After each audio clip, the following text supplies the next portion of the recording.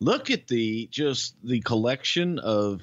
Now here's the great part about it. On the heel side, the exception maybe of Danny Davis, every one of those guys, top main event guys. Yep. On the other side, you've got Warrior, main event guy, Beefcake, main event guy, and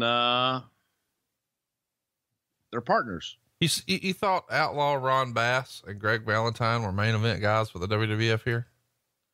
They had been. I mean, at this point, no, but Greg Valentine had been a main event guy in basically his whole career, and Ron Bass everywhere that he went. He was over in Florida, motherfucker. You know, I've never heard anybody say that Greg Valentine was a main eventer his entire life. So I'm learning things today. He was. I believe so you. was Beefcake. I believe you. By God. Nice yellow boots and versus pink tights. You got to love the color here. This was during a time that I remember Vince would have on the run sheets, no matching tights, and nobody that I can think of on the babyface side ever had black tights.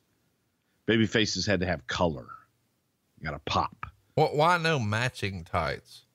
Well, because when you're calling a match and you're calling someone, and if they were both wearing white striped tights, and you can't identify them by their trunk color. And so that was to be able to tell people, okay, well, to differentiate between the two guys in the ring, if you don't know who they are, then you can do trunk color. Recently, this happens every now and again. Notes from Vince will leak out to the commentators, what he wants them to say or not say. And, you're not going to a hospital, you're going to a medical facility, blah, blah, blah. One of the things I saw was, don't say I or me. Correct. Talk me through that. No one gives a fuck what you think or what you did or what I did. He wants them to talk about the talent in the ring by name. Greg the Hammer Valentine. Oh my, the Hammer now going to work on Beefcake's legs. He's not going to work on his legs. He's going to work on Beefcake's legs. All right, I get that, but why would it be? I think he got him. You can't say that. No. He got him. No, he didn't. Pronouns, pal. Blazer got Valentine. Now Valentine, top hammer. Oh my goodness. Look at the agility of this guy. What high flying skills of the Blue Blazer. Still in control with the hammer. Boy, you're going to see a lot out of this one, Jesse. Yeah, it's very specific. But the thing about it is once you get used to it, it's just simple not to fall into it anymore. Every once in a while you do. You know what's interesting to me though is what you just said when you said he got him. No, he didn't. That was like the old Vince McMahonism.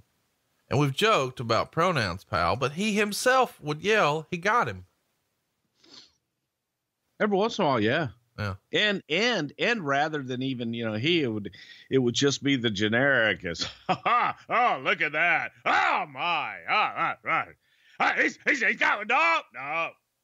Bad news, Brown. And he would go through the whole thing without calling one move. Certainly weren't going to call a hold. That's for damn sure. And it would just be right there for that end for that. Oh, no. Bad news and control. So. Hey, what's your favorite Jim Brunzell match? Oh my God, there's so many. Well, just give me one. Bobby Heenan. All right. Absolutely, man. He and Bobby Heenan had some great matches. Brunzell was the man, dude. And Jim, here's where Jim Brunzell got the bad rap for. I don't even know if it's a bad rap. It just kind of got a rap for being Greg Gagne's partner. And Greg Gagne got a bad rap for the push he got because he was the promoter's son. Greg Gagne was a great worker. I mean, he could go. He was just a lot smaller than everybody else. And Vern pushed him. And then they put him with Brunzell as the tag team partner. And they painted Brunzell with that same brush. But Jim could go. Jim had a nice run in the Carolinas as well as a single competitor. Bad News Brown working him over in the corner. Outlaw Ron Bass, a guy we haven't talked about a lot here on the show, just a little bit here and there. I think most people remember him most for the angle he did with Brutus Beefcake. You got any good Outlaw Ron Bass stories you can share with us? Ron Bass was just that straight shooting, old time, and I believe he was a cowboy. You know, he had a spot there in Florida. He had some horses on there, some cows, and he liked the cowboy. He being Ron Bass, and he was the real deal. So just a double tough son of a gun, but he was a journeyman, kept to himself, liked to sit in the corner with Andre and play cribbage, and nicest guy in the world, man. Just super nice guy. And then, of course, Sam Houston, the son of Grizzly Smith, brother of Rockin' Robin and Aurelian Smith Jr., otherwise known as Jake the Snake Roberts. And he's getting his ass whooped by Bad News Brown.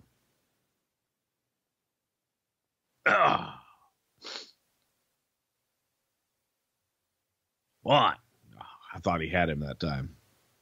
Tell us what you're doing for the company at this point here in November of 1988.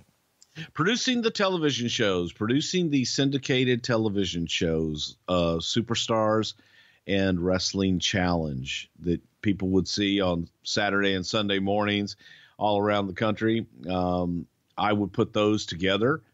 I'd work with them after they were shot, produce all the voiceovers for those, and make sure they got out where they needed to go. I was also, at this time, I was doing Brother Love, and I think I was still producing Primetime during this run here.